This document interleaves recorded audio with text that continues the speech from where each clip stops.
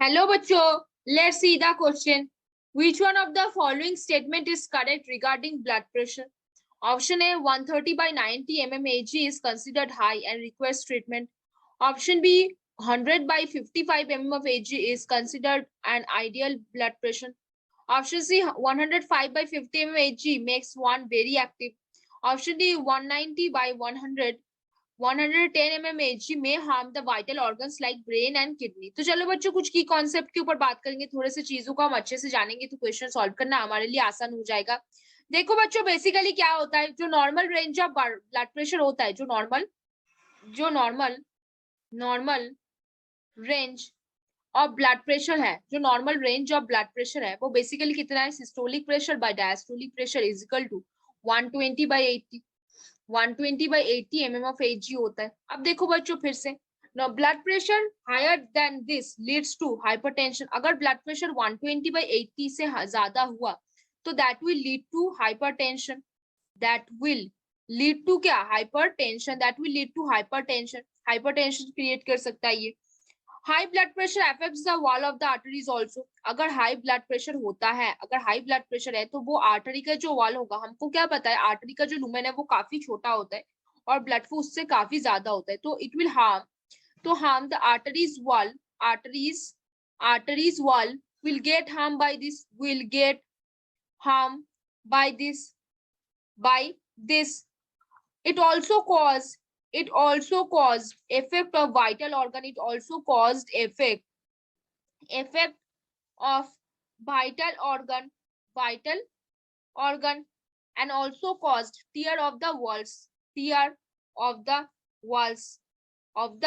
walls. अगर मान लो ये आर्टरी का लूमेन और इससे कोलेस्ट्रॉल ऐसे बंद हो गया, मतलब ऐसे जम गया, इसको हम आर्थरोस्क्लेरोसिस बोलते हैं, जिसमें ब्लड फ्लो तेज होता है काफी और उसको जगह नहीं मिलती जाने की, और it will tear up the artery wall. इसमें ब्लड प्रेशर काफी तेज होता है, क्या होता है, ब्लड प्रेशर काफी तेज हो जाता है। ये क्या करता है, this will also lead to blockage of the brain, blockage of the brain। अभी देखो बच्चों क्या होगा, फिर से इसके वजह से क्या आ सकता है, स्ट्रोक आ सकता है। क्या आ सकता है बच्चों, स्ट्रोक आ सकता है।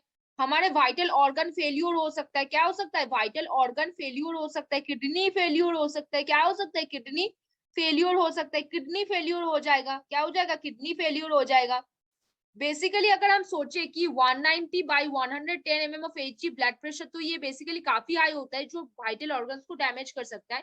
लेकिन अगर हम 130 बाई 90 करें तो वो बेसिकली थोड़ा बहुत तो ज्यादा है, लेकिन उतना ज्यादा नहीं होगा।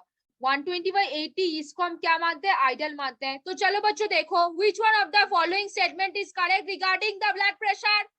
Option a saying 130 by 90 mm of Hg is considered high and requires treatment। फिर बोला ऑप्शन बी में 100 by 55 Hg is considered an ideal blood pressure. नहीं, हम 120 by 80 mm of Hg को कंसिडरेबल मानते हैं। 105 by 50 mm of Hg one very active. No, यहाँ पे ये लो ब्लड प्रेशर होगा, बॉडी में बहुत सारे डिफरेंसेस आएंगे।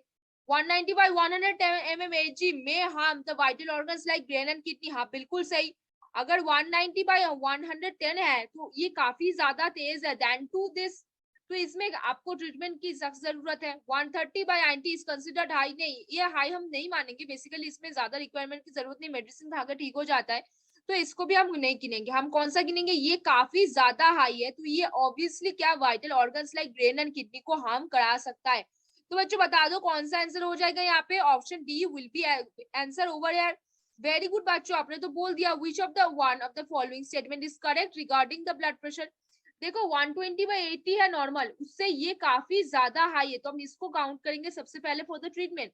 190 बाई 110 mm Hg में harm the vital organs like brain and kidney. Obviously brain पे ब्लॉकेज क्रिएट करेगा, ब्रेन पे स्ट्रोक लाएगा, वाइटल ऑर्गन्स और किडनी फेल्यूर कर देगा।